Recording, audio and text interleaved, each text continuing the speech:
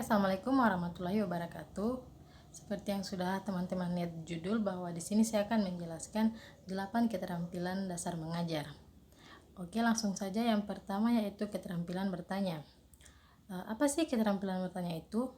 Menurut Kamus Besar Bahasa Indonesia, bertanya berasal dari kata tanya yang berarti permintaan keterangan. Sedangkan kata terampil memiliki arti cakap dalam penyelesaian tugas ataupun mampu dan cekatan. Dengan demikian, keterampilan bertanya secara sederhana dapat diartikan dengan kecakapan atau kemampuan seseorang dalam meminta keterangan atau penjelasan dari orang lain atau pihak yang menjawab atau lawan bicara. Nah, keterampilan bertanya merupakan kemampuan seorang guru dalam membentuk ucapan atau pertanyaan sebagai stimulus untuk memunculkan atau menumbuhkan keaktifan dan respon peserta didik. Selanjutnya ada teknik-teknik untuk keterampilan bertanya.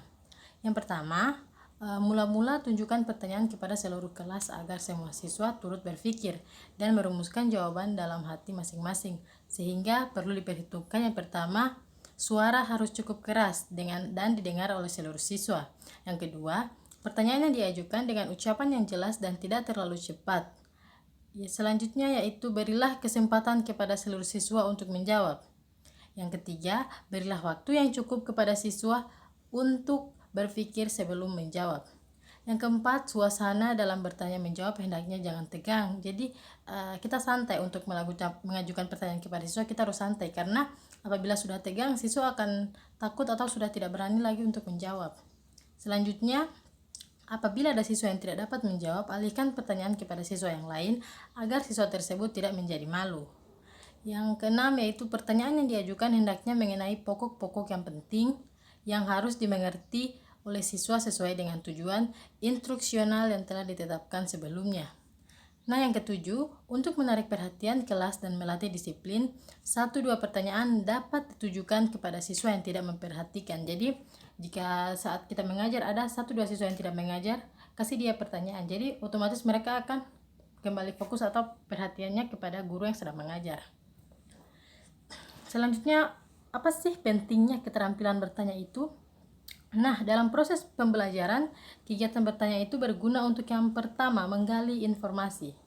Nah, apakah di saat kita bertanya, apakah siswa itu sudah paham? Contohnya kita sedang mengajar dan kita menanyakan kembali apakah apa yang kita ajarkan kepada siswa tersebut. Jadi bisa menggali informasi apakah siswa ini bisa mencerna atau ingat apa yang telah kita ajarkan tadi. Yang kedua, mengecek pemahaman siswa seperti yang di atas, menggali informasi. Di sini, apakah siswa paham dengan apa yang kita ajarkan? Bukan hanya sekedar menggali informasi, tetapi juga mengecek pemahaman dari siswa. Yang ketiga, membangkitkan respon para siswa. Nah, selain guru yang mengajar, bertanya juga bisa dapat membangkitkan respon siswa karena ini melibatkan mereka. Yang keempat, mengetahui sejauh mana keingintahuan siswa. Yang kelima, mengetahui hal-hal yang sudah diketahui siswa. Yang keenam, memfokuskan perhatian siswa pada sesuatu yang dikehendaki guru. Dan yang ketujuh, membangkitkan lebih banyak lagi pertanyaan dari siswa. Jadi jika kita bertanya, apalagi kita bertanya secara santai ataupun secara bersahabat dengan siswa tersebut, maka siswa lain akan bertanya, ibu yang begini, ibu begini. Jadi jika kita bertanya kepada siswa, maka itu akan menjadi umpan balik atau feedback kepada guru yang sedang mengajar. Jadi usahakan bertanya itu bisa senyaman mungkin atau bisa membuat siswa mau untuk bertanya kembali. Selanjutnya, jenis-jenis pertanyaan.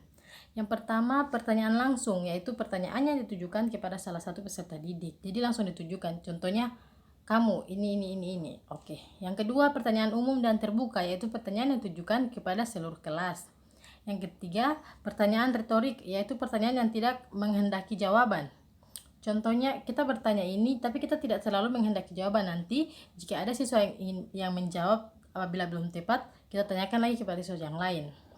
Yang keempat, pertanyaan faktual, yaitu pertanyaan yang menggali fakta dan informasi.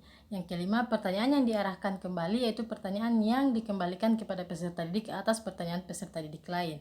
Nah, contohnya seperti, ibu saya ingin bertanya apakah ini. Nah, untuk seorang guru, ya bagus sekali pertanyaan dari teman kalian. Di sini anak-anak ada yang bisa menjawab seperti itu. Salah satu contoh dari jenis-jenis pertanyaan. Dan yang keenam yaitu pertanyaan memimpin, yaitu pertanyaan yang jawabannya tersimpul dalam pertanyaan itu sendiri. Next, yaitu hal-hal yang perlu dihindari seorang pengajar dalam bertanya kepada peserta didik. Yang pertama, jangan mengulangi pertanyaan sendiri. Yang kedua, mengulangi jawaban siswa atau peserta didik. Yang ketiga, menjawab pertanyaan sendiri. Jangan untuk menjawab pertanyaan sendiri. Biarkan itu dijawab oleh siswa, ataupun jika siswa tidak mampu menjawab, berikan itu sebagai tugas rumah mereka. Selanjutnya, pertanyaannya memancing jawaban serentak. Contohnya jika bertanya, siswa akan menjawab serentak. Untuk bertanya itu lebih baik difokuskan saja, atau pertanyaannya yang tingkatannya agak sulit sehingga tidak semua siswa bisa menjawab sekalian. Yang kelima, mengajukan pertanyaan ganda. Yang keenam, menentukan siswa tertentu untuk menjawab. Jadi jika ada pertanyaan untuk si A atau untuk si B, itu perlu dihindari, atau bisa tapi dengan cara yang contohnya si ini tidak bisa menjawab, bisa dilempar ke si yang satu lagi. Oke, selanjutnya kelebihan dan kelemahan keterampilan bertanya. Yang pertama, ada kelemahan. Kelemahannya itu waktu sering banyak terbuang, terutama apabila siswa tidak dapat menjawab. Nah, ini fakta di lapangan. Apabila siswa tidak mampu menjawab pertanyaan, maka itu ada jeda waktunya, dan itu bisa membuang-buang waktu. Yang kedua, siswa merasa takut menjawab dan berpendapat apabila jika guru kurang mendorong siswa untuk berani menjawab dan suasana dalam keadaan tegang. Seperti yang dijelaskan tadi bahwa bertanyalah jangan dengan keadaan tegang. Nah, kelebihannya, seberapa jauh mata pelajaran dapat diterima atau dipahami oleh siswa, pertanyaan dapat menarik dan memusatkan perhatian siswa. Sekalipun sedang ribut atau yang mengantuk kembali tegar dan akan hilang. Sikap siswa terhadap beberapa aspek yang sering dipelajari mempererat hubungan keilmuan antara guru dan siswa, mengembangkan keberanian dan keterampilan siswa dalam menjawab dan mengemukakan pendapat. Selanjutnya, yang kedua, yaitu keterampilan memberi penguatan. Apa itu memberi penguatan? Keterampilan memberi penguatan adalah segala bentuk respon balik, verbal ataupun non-verbal yang diberikan guru terhadap tingkah laku siswa untuk memberikan umpan balik atau atas perbuatannya sebagai guru, dorongan atau koreksi sebagai suatu dorongan atau koreksi, dan memotivasi siswa yang lain untuk berbuat hal yang sama seperti siswa yang diberikan tadi. Di sini ada tujuan pemberian penguatan. Yang pertama yaitu meningkatkan perhatian siswa dan membangkitkan motivasi siswa, itu pastinya. Yang kedua, memudahkan siswa untuk belajar. Yang ketiga, menumbuhkan rasa percaya diri pada siswa. Dan yang keempat, memelihara iklim kelas yang kondusif.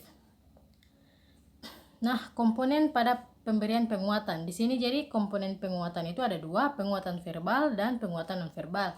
Penguatan verbal ini dia berbentuk kalimat atau kata-kata, contohnya memuji atau memberikan motivasi atau mengoreksi juga termasuk dalam penguatan verbal. Sedangkan penguatan non-verbal dia berupa contohnya berupa sentuhan, mimik wajah kepada peserta didik. Jadi itu bedanya, penguatan verbal dia berupa kata-kata, sedangkan penguatan non-verbal dia berupa perbuatan. Selanjutnya aplikasi pemberian penguatan. Nah, di sini yang pertama, siswa memperhatikan guru, memperhatikan kawan lainnya dan benda yang menjadi tujuan belajar. Yang kedua, siswa sedang belajar mengerjakan tugas dari buku, membaca dan bekerja di papan tulis.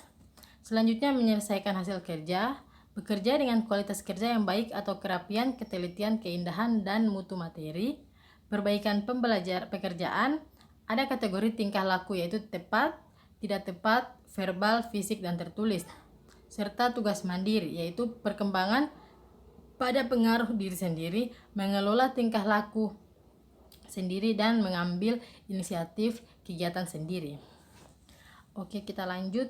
Model pemberian penguatan. Yang pertama, penguatan seluruh kelompok, penguatan parsial dan penguatan perorangan. Untuk penguatan seluruh kelompok ini sifatnya umum, jadi penguatan yang diberikan kepada seluruh siswa. Selanjutnya, penguatan parsial atau penguatan yang diberikan secara setengah-setengah dan tidak berkesinambungan. Dan penguatan perorangan adalah penguatan yang khusus untuk individu atau salah satu siswa yang diberikan penguatan. Selanjutnya, prinsip-prinsip pemberian penguatan.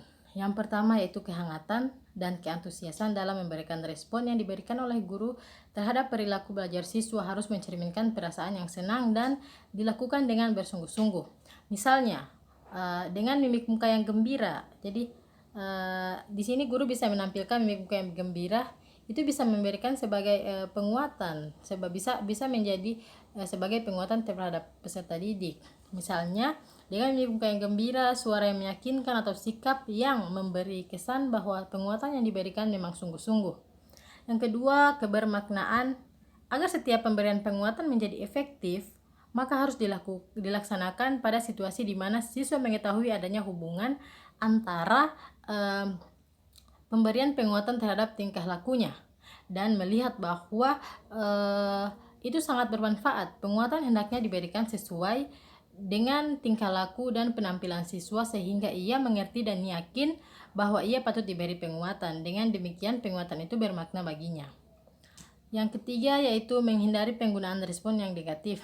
Walaupun teguran hukuman masih bisa digunakan, respon negatif yang diberikan guru berupa komentar, bercanda, menghina, ejekan yang kasar perlu dihindari karena akan mematahkan semangat siswa untuk mengembangkan dirinya. Yang keempat yaitu penggunaan bervariasi. Pemberian penguatan seharusnya diberikan secara bervariasi bagi komponennya maupun caranya dan diberikan secara hangat dan antusias. Penggunaan dan jenis komponen yang sama, misalnya guru selalu menggunakan kata-kata bagus, akan mengurangi efektivitas pemberian penguatan.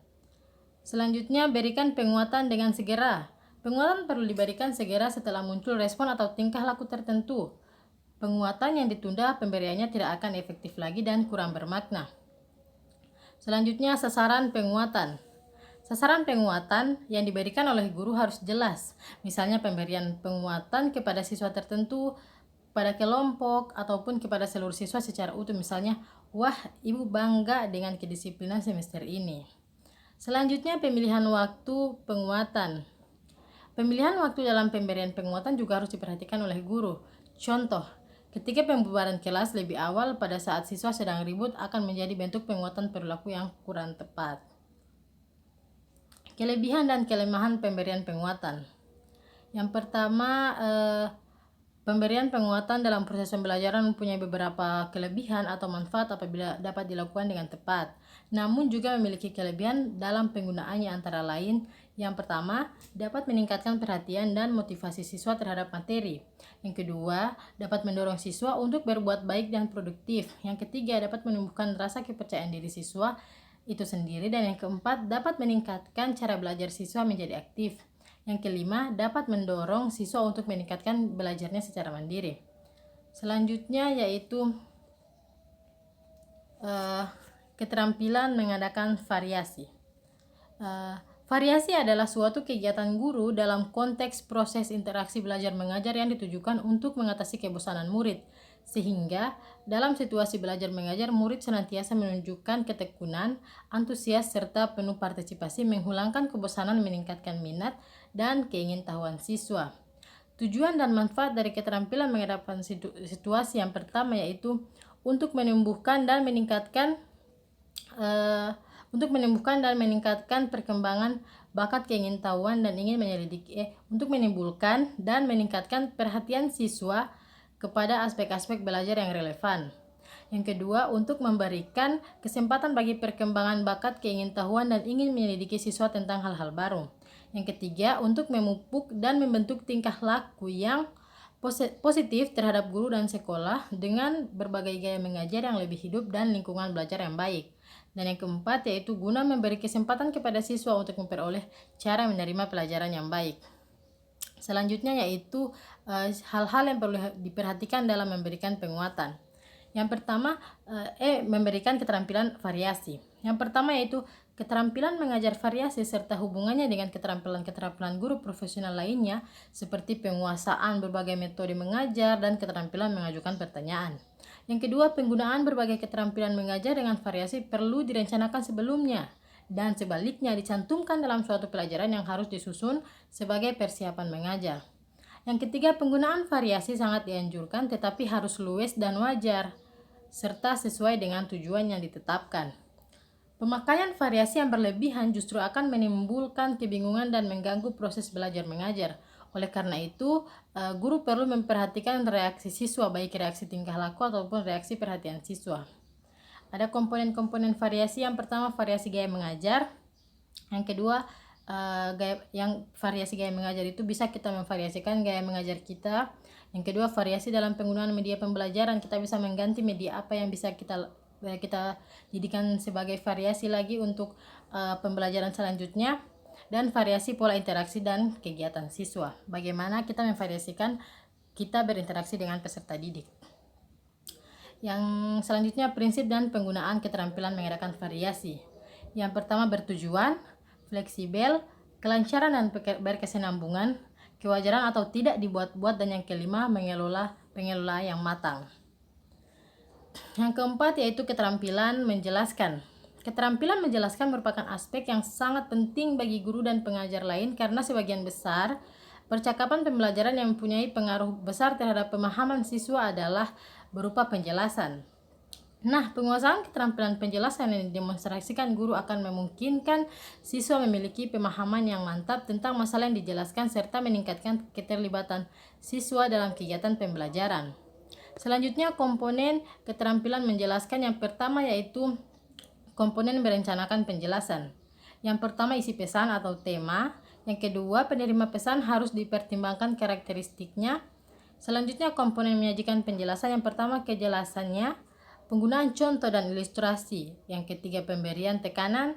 Yang keempat, peserta didik diberi kesempatan untuk menunjukkan pemahaman ataupun keraguan ketika penjelasan berlangsung.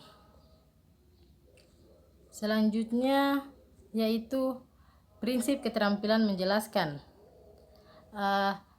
Yang pertama yaitu penjelasan dapat diberikan selama pembelajaran, baik di awal, di tengah maupun di akhir pembelajaran tergantung kebutuhan dan kondisi. Yang kedua, penjelasan harus menarik perhatian peserta didik dan sesuai dengan materi standar dan kompetensi dasar. Yang ketiga, penjelasan dapat diberikan untuk menjawab pertanyaan peserta didik atau menjelaskan materi standar yang sudah direncanakan untuk membentuk kompetensi dasar dan mencapai tujuan pembelajaran. Yang kelima yaitu prinsip penjelasan yang diberikan harus sesuai dengan latar belakang dan tingkat kemampuan peserta didik. Selanjutnya, manfaat dari keterampilan menjelaskan. Yang pertama yaitu manfaat untuk peserta didik. Yang pertama, untuk membimbing peserta didik mendapatkan dan memahami hukum, dalil, dan prinsip-prinsip secara objektif yang bernalar. Yang kedua, melibatkan siswa agar mampu berpikir dan memecahkan masalah-masalah atau pertanyaan. Selanjutnya, manfaat untuk guru yaitu tidak semua siswa dapat memahami dan menggali suatu teori dari buku atau sumber lainnya, maka penjelasan dari guru merupakan komponen yang penting dalam belajar. Yang kedua, memudahkan siswa yang tidak memiliki atau kurangnya sumber yang tersedia yang dapat dimanfaatkan siswa dalam proses belajar mengajar. Selanjutnya, penerapan keterampilan menjelaskan. Pentingnya penguasaan keterampilan menjelaskan adalah dengan penguasaan ini memungkinkan dapat meningkatkan efektivitas pengguna waktu dan penyajian penjelasannya. Mengestimasi tingkat pemahaman siswa, membantu siswa memperluas cakrawala pengetahuannya serta mengatasi kelangkaan buku sebagai sarana dan sumber belajar. Nah, di sini ada beberapa hal yang harus dihindari saat guru mengajar atau saat guru menjelaskan. Yang pertama, ketika melakukan kegiatan menjelaskan, guru hanya duduk terus-menerus, jadi harus bisa berdiri, harus bisa berjalan untuk mendekati siswa. Jadi dengan ini siswa bisa lebih merasa hangat atau lebih mengerti dengan apa yang kita jelaskan. Yang kedua, suara guru terlalu pelan dan pandangan tidak menyatu. Jadi jadi suara guru harus didengar oleh semua siswa dan pandangannya bisa menyapu semua siswa. Yang kedua, guru terlalu bertele-tele atau tidak to the point. Jadi pada penjelasan itu jangan terlalu bertele-tele sehingga bisa membuat siswa bingung untuk mengerti apa yang kita jelaskan. Yang keempat, guru tidak memiliki perencanaan awal yang akan diajarkan kepada siswa. Dan yang terakhir, tulisan guru di papan tulis terlalu kecil. Selanjutnya yaitu kelebihan dan kelemahan keterampilan menjelaskan. Yang pertama, kelebihan, lebih mudah dalam mengembangkan kemampuan siswa dan mengorganisasi dan menilai informasi yang diterima. Yang kedua, lebih mudah dalam memancing meningkatkan kemampuan siswa dalam membentuk dan mengungkapkan pertanyaan-pertanyaan yang didasarkan atas informasi yang lengkap dan relevan.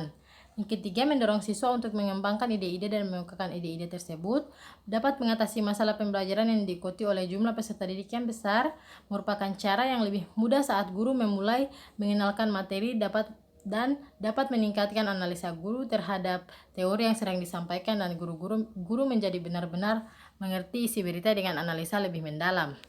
Sedangkan kelemahan dari keterampilan menjelaskan ini, yang pertama, bila menjelaskan dilakukan terlalu lama, peserta didik cenderung menjadi karakteristik auditif atau hanya mendengar dan akhirnya menjadi siswa yang pasif dan tidak aktif.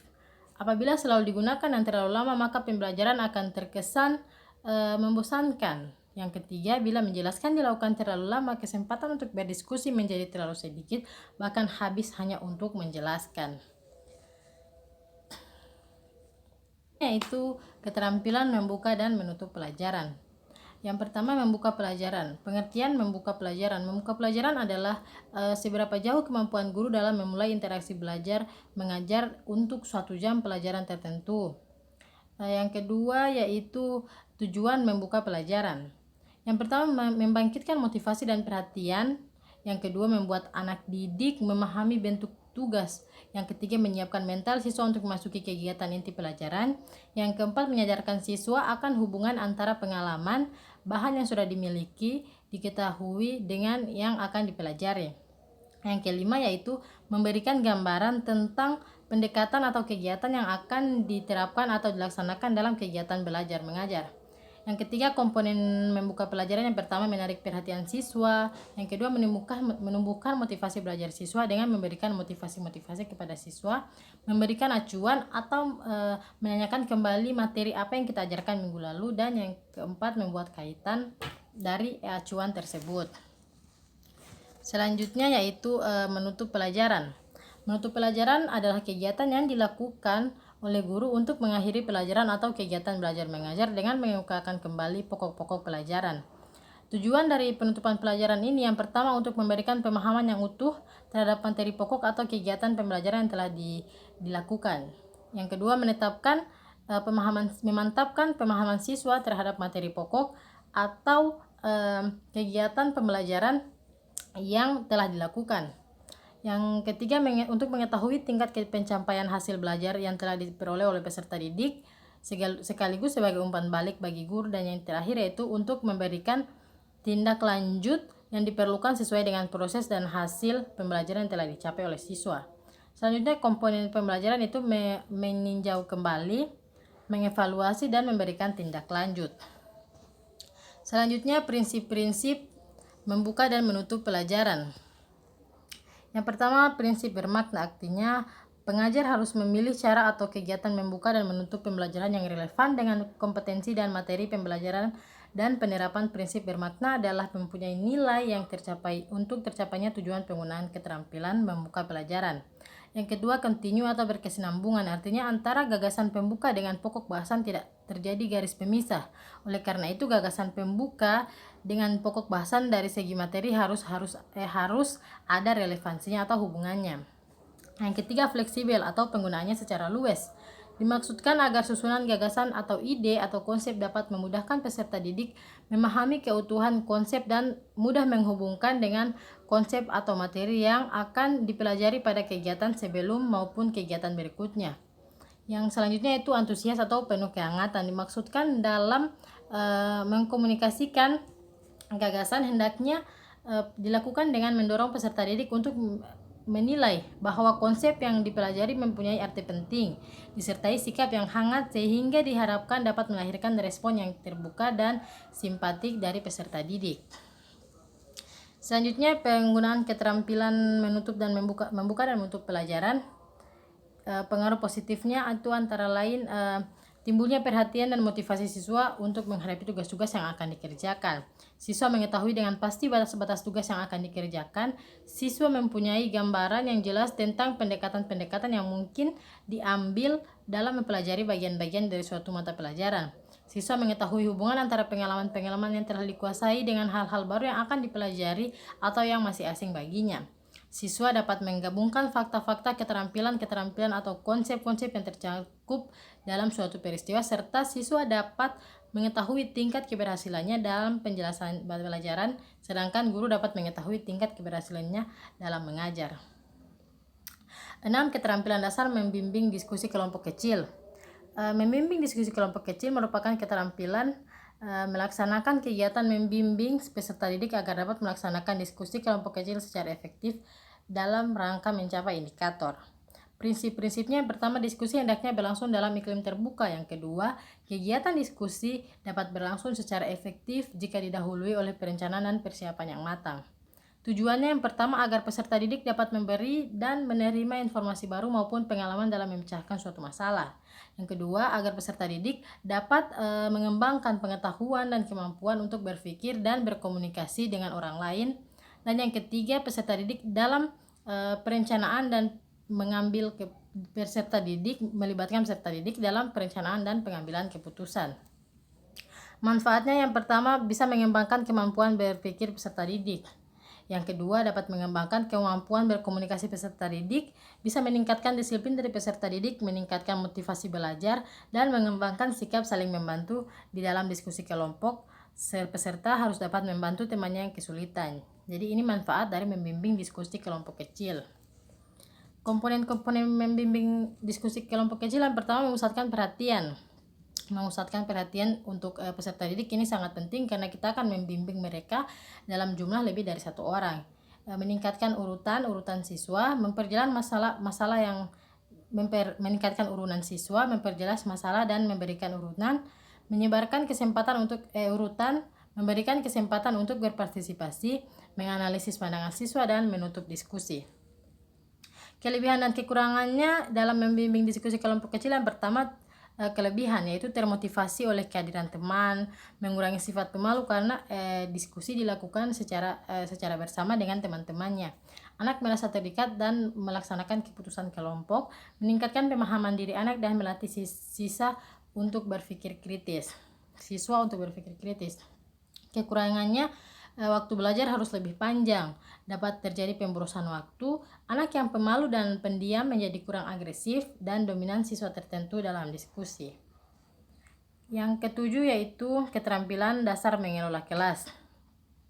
Mengelola kelas merupakan keterampilan guru untuk menciptakan dan memelihara kondisi belajar yang optimal dan mengembalikan ke kondisi optimal jika terjadi gangguan, baik dengan cara mendisiplinkan ataupun melalui kegiatan remedial.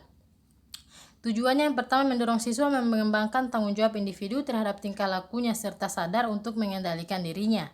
Yang kedua, membantu siswa mengerti akan arah tingkah laku yang sesuai dengan tata tertib kelas dan melihat atau merasakan teguran guru sebagai suatu peringatan dan bukan kemarahan. Yang ketiga, mengembangkan pengertian dari keterampilan dan memelihara kelancaran penyajian dan langkah-langkah pelajaran secara tepat dan baik. Yang keempat, memiliki kesadaran terhadap kebutuhan siswa dan mengembangkan kompetensinya di dalam memberikan pengarahan yang jelas kepada siswa. Nah, adapun prinsip dalam mengelola kelas, yang pertama, kehangatan atau keantusiasan. Jadi dengan kehangatan dan dengan keantusiasan ini bisa membuat pengajar dapat bisa mengelola kelas dengan baik dengan tidak sama siswa. Yang kedua, tantangan. Yang ketiga, bervariasi. Yang keempat, keluasan. Yang kelima, penekanan pada hal-hal positif. Dan yang keenam, penanaman disiplin diri. Selanjutnya, strategi untuk mengelola kelas secara fisik. Yang pertama, penataan lingkungan belajar, penataan bangku dalam kelas, papan tulis, kapur tulis, dan lain-lain, serta halaman sekolah. Dan sedangkan strategi dalam mengelola kelas, pengelolaan sosial, yang pertama, cara pengajaran guru, cara menata tempat duduk siswa agar pembelajaran efektif dan menyenangkan, serta kriteria dan menata tempat duduk siswa agar pembelajaran efektif dan menyenangkan.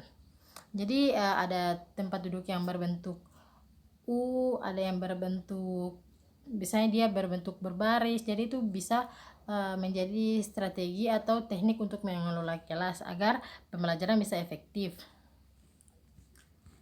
Selanjutnya, hal-hal yang harus dihindari saat mengelola kelas, yang pertama, campur tangan guru yang berlebihan, ini akan tidak baik dalam mengelola kelas. Yang kedua, kelenyapan atau fade away. Yang ketiga, ketidaktepatan memulai dan mengakhiri kegiatan.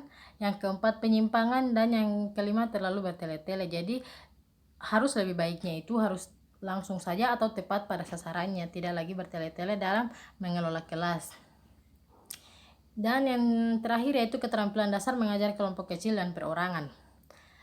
Mengajar kelompok kecil dan perorangan merupakan suatu bentuk pembelajaran yang memungkinkan guru untuk memberikan perhatian terhadap peserta didik dan menjalin hubungan yang lebih akrab antara guru dengan peserta didik maupun peserta didik dengan peserta didik lainnya. Khusus dalam melakukan pembelajaran perorangan, perlu diperhatikan kemampuan dan kematangan berpikir peserta didik agar dapat disampaikan, bisa diserap dan diterima oleh peserta didik.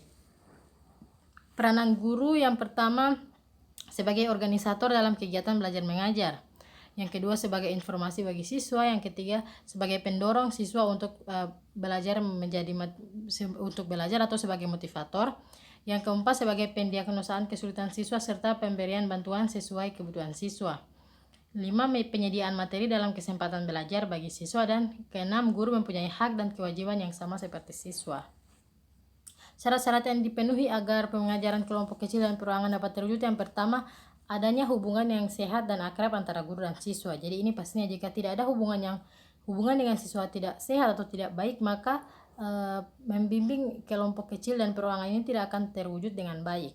Yang kedua, siswa belajar dengan kecepatan, kemampuan, cara, dan minatnya sendiri-sendiri. Jadi tidak dipaksakan bahwa siswa harus bisa seperti ini, tetapi dengan untuk membimbing perorangan dan kelompok kecil, apalagi membimbing perorangan, jadi itu dengan kemampuan siswanya masing-masing. Yang ketiga, siswa dilibatkan dalam perencanaan belajar, dan yang keempat, siswa mendapat bantuan sesuai dengan kebutuhannya.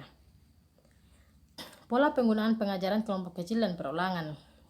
Yang pertama, pola besar yang dibagi menjadi kelompok kecil, perorangan, dan kembali ke kelas besar. Yang kedua, kelas besar kita membimbing kelompok kecil lagi, dan kembali ke kelas besar. Kelas besar kita membimbing perorangan ditambah dengan membimbing kelompok kecil, dan kita di kelas besar kita membimbing perorangan, membimbing kelompok kecil, dan membimbing juga kelas besar. Kelas besar di sini kita membimbing perorangan dan juga membimbing perorangan bisa kembali lagi menjadi kelas besar. Komponen keterampilan mengajar dan prinsip-prinsip keterampilan mengajar kelompok kecil dan perorangan, dan prinsip-prinsip mengajar kelompok kecil dan perorangan. Yang pertama, keterampilan mengadakan pendekatan pribadi. Yang kedua, keterampilan mengorganisasikan kegiatan pembelajaran. Yang ketiga, keterampilan membimbing dan memberikan kemudahan belajar. Dan yang keempat, keterampilan merancang dan melaksanakan kegiatan pembelajaran. Jadi ada 4 komponen dalam keterampilan mengajar di kelompok kecil ini, di mana guru harus mampu untuk melakukan pendekatan pribadi dengan siswa, bisa mengorganisasikan kegiatan pembelajaran, dan yang ketiga bisa membimbing atau memberikan kemudahan terhadap siswa, baik itu secara individu maupun secara kelompok kecil. Prinsip-prinsipnya itu, yang pertama, guru yang terbiasa mengajar secara klasikal sebaiknya mulai belajar mengajar dengan menggunakan kelompok kecil dan kemudian perorangan. Yang kedua, tidak semua topik dapat dipelajari secara efektif dalam kelompok kecil dan perorangan. Yang ketiga, pengorganisasian siswa, sumber materi, serta waktu merupakan langkah pertama yang perlu diperhatikan oleh guru. Yang keempat, kegiatan pengajaran harus dilaksanakan dengan kulminasi. Yang kelima, dalam pengajaran perorangan perlu mengenal siswa secara pribadi. Kelebihan dan kelemahannya, yang pertama, kelebihannya yaitu dalam proses mengajar ini memungkinkan penyerapan pelajaran kepada setiap siswa dapat lebih maksimal. Yang kedua, guru dapat lebih mudah melakukan pendekatan kepada setiap masing-masing peserta didik, sehingga guru dapat memahami karakter masing-masing peserta didik. Jadi guru lebih mudah menentukan metode pembelajaran yang cocok untuk peserta didik. Kelemahannya yaitu pengembangan informasi kurang luas karena keterbatasan siswa. Yang kedua, kurangnya motivasi siswa dalam bersaing karena karakter siswa terbatas. Yang ketiga, kurangnya jiwa sosial pada siswa. Baik, terima kasih presentasi dari saya, 8 keterampilan dasar mengajar. Saya tahu bahwa di sini masih banyak kekurangan. Lebih dan kurangnya saya mohon maaf, semoga bisa membantu. Wabillahi taufiq wal hidayah. Wassalamualaikum warahmatullahi wabarakatuh.